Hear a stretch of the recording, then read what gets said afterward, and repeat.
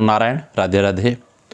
श्रीमद् भगवद गीता के 2वें अध्याय के 25वें श्लोक में भगवान अर्जुन से कहते हैं, बार बार भगवान रिपीट करते हैं कि यह आत्मा अजर-अमर है, जिसे देही कहते हैं, इसे शरीरी कहते हैं, और इस शरीर को शरीर कहते हैं जो कि नष्ट होता रहता है। यहाँ कहते हैं भगवान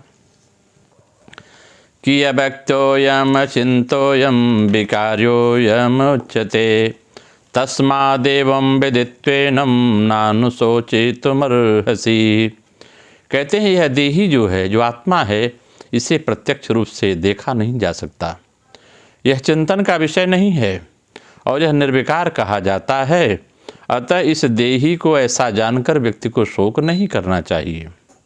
अव्यक्तोऽयम् मतलब यह शरीर संसार स्थूल रूप से देखने में आता है, वैसे यह शरीर स्थूल रूप से देखने में नहीं आता आत्मा, क्योंकि यह स्थूल सृष्टि से रहित है। जो आत्मा है यह स्थूल सृष्टि से नहीं बनी है, परमात्मा सृष्टि से बनी है।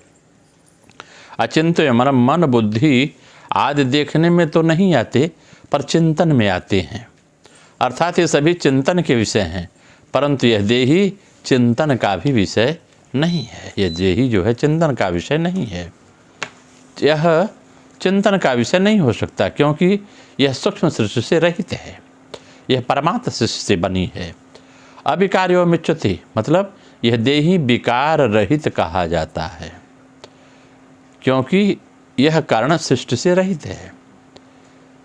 ये जिस प्रकार से यहाँ 2वें अध्याय के 24वें 25वें श्लोक में भगवान ने इसे आत्मा को यानी अशरीरी को अच्छेद्य कहा है, अदाह्य कहा, अक्लेद्य कहा है, अशोष्य कहा है, अचल कहा है, अव्यक्त कहा है, अचिंत्य कहा है और अविकार कहा है। इन 8 विशेषणों के द्वारा इस देही का निषेध मुख से, निषेध माने से मुख से इसका चर्चा नहीं कर सकते, हम व्याख्या ही नहीं कर सकते। और नित्य, सर्वगत, स्थाणु और सनातन, इन 4 विशेषणों के द्वारा देही का विधि मुख से मतलब इनका मुँह से वर्णन किया जा सकता है, परंतु वास्तव में इसका वर्णन नहीं हो सकता, क्योंकि यह वाणी का विषय नहीं है। आत्मा का संबंध वाणी का विषय नहीं है, एक चर्चा करके हम इसे प्रकाशित कर देते हैं। उस देही में सभी प्रकाशित होते हैं, इसलिए इस देही को अछेद्य, अशोष्य, नित्य, सनातन, अविकार्य आदि जान लें, अर्थात ऐसा अनुभव कर लें तो फिर शोक हो ही नहीं सकता है। अगर हम इसकी क्रिया योग में व्याख्या करें तो जैसे श्री रामकृष्ण परमहंस जी महाराज कहते हैं कि सब कुछ उच्छिष्ट हो गया, मतलब जूठा हो जाता है। केवल ब्रह्म ही जूठा नहीं होता है, ब्रह्म ही है जो सनातन है, क्योंकि मुंह से बोलकर उसको प्रकट करने का कोई उपाय नहीं है। वाणी उसका पता न पाकर मन के साथ लौट आता है, वाणी मन के साथ खोजता है लेकिन लौट आता है। कितना ही वाणी के द्वारा उसको क्यों न समझाया जाए, वह अप्रकाश से ही बना रहता है। केवल जब क्रिया की परावस्था, जब साधना की परावस्था, प्राण अपान ध्यान के साथ जब हम प्राण अपान वायु का संचरण रीढ़ की हड्डी में करते हैं, तब हमें उस परावस्था में निज बोध स्वरूप जान पड़ता है। चिंता के द्वारा भी वह नहीं जा सकता। जितना ही चिंतन करो उतनी ही चिंता बढ़ती जाती है।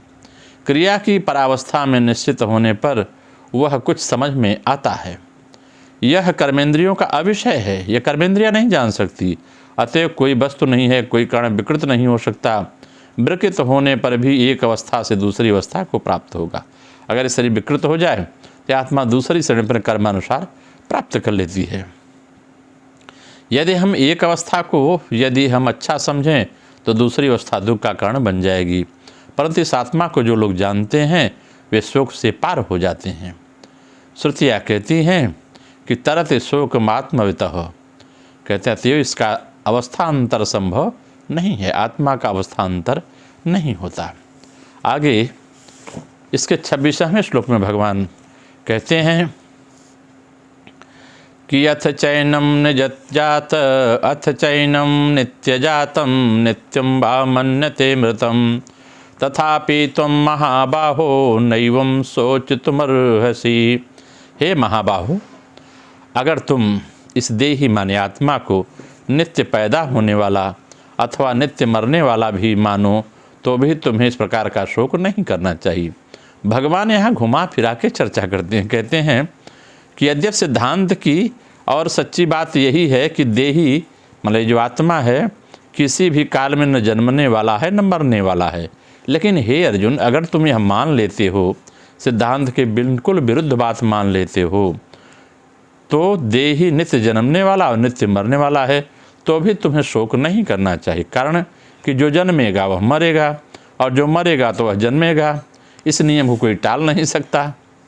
अगर बीज को पृथ्वी में बो दिया जाए तो वह फूल कर अंकुर देता है और वही अंकुर क्रमशः बढ़कर वृक्ष रूप हो जाता है। इसमें सूक्ष्म दृष्टि से देखा जाए तो क्या बीज एक क्षण भी एक रूप में रहा? पृथ्वी वह पहले अपने कठोर रूप को छोड़कर कोमल रूप में हो गया, फिर कोमल रूप छोड़कर अंकुर हो गया और अंकुर के छोड़कर वृक्ष रूप हो गया और अंत में आयु समाप्त होने पर सूख जाता है। इस प्रकार बीज एक क्षण भी एक रूप नहीं रहा, प्रत्युत्तर में प्रक्षण बदलता रहा।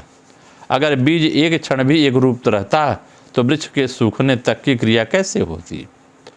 उसके पहले रूप को छोड़ा, उसका यह मरना हुआ, फिर दूसरे रूप को धारण किया, उसका यह जन्मना हुआ।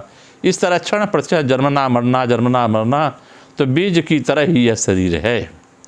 बहुत सूक्ष्म रूप से वीर्य का जंतु रज के साथ मिला, बढ़ते बढ़ते बच्चे के रूप में हो गया, फिर जन्म गया, जन्म बाद बड़ा हुआ, फिर घटा, फिर मर गया।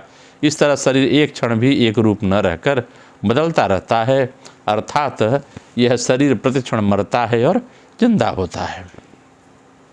भगवान कहते हैं, अर्जुन, अगर तुम शरीर की तरह ही शरीरी को नित्य जन्मने मरने वाला मान लो तो भी यह शोक का विषय नहीं है। जो जन्मा है वो मरेगा, जो मरा है वो जन्मेगा।